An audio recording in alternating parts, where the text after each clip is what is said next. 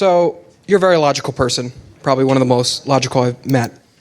On the way here, me and a couple friends were discussing the scenario where someone somewhere in a desert, you know, lives on their own, lives their whole life. Nobody has preached the gospel to them.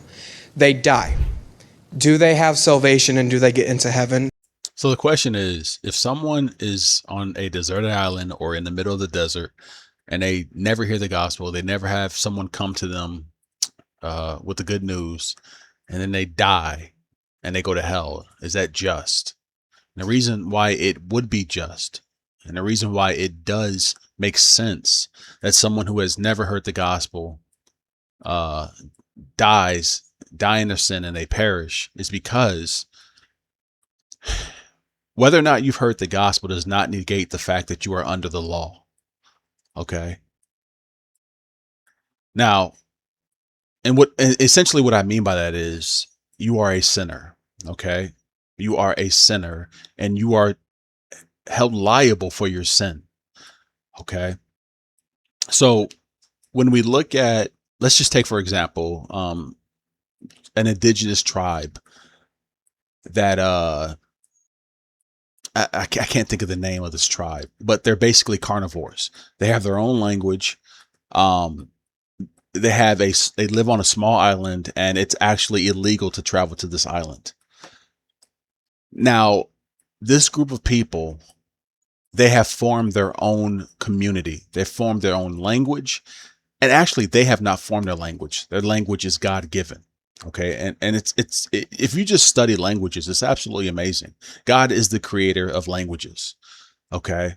But these people, they have their own imposed government within their own little society. And in their own little societal government, the way they govern things is through right and wrong, just like everyone else. They know right from wrong. Okay. They know it's wrong to sleep with someone else's wife, or to take someone else's possessions, or to hurt someone. Okay. They have these rules in place because they have a God-given conscience by where they know right from wrong. Okay. And so when the Bible talks about the conscience and the heart and what flows forth from the heart, these people, just because they live on some island thousands of miles away from civilization, does not mean that they will not be held liable for their sin. And let's not get it twisted. I mean, throughout history, missionaries have gone into these tribes, indigenous tribes, and people have been saved. Whole tribes have been saved. Okay. Converted. So what we have to come back to is that God will save his own. God will draw his own to himself. And so someone dying in their sins who never had the opportunity to hear the gospel, listen, that doesn't just happen on some deserted island or in the desert. That happens right here in America.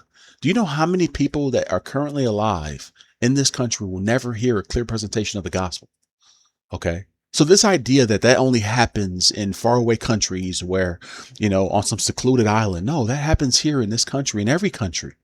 The amount of people that will go through life having never actually met a true Christian is vast. Okay. It's large, right? So that's not just some faraway problem. That's right here in this country. Okay.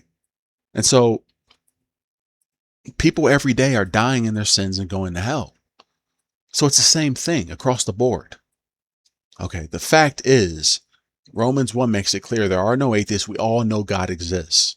Okay. And the truth is, the very reason why there have been missionaries that have been killed for trying to bring the gospel into some of these indigenous tribes is the very reason why someone who has never heard the gospel and goes to hell is a just reason.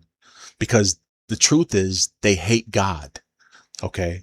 Even if they've never heard of the God of the Bible, they hate him. Okay. And all you have to do to prove this is to bring the truth to them and watch how they respond to it. Okay. So we're all the same. We're all sinners. Okay. We all know that there's a God. We all naturally hate this God and are actively fighting him in our unregenerate state. Okay. And apart from the supernatural power of God intervening into our lives, and recreating us and changing our nature and our desires, we all will hate God and fight him. So I hope that's answered that question.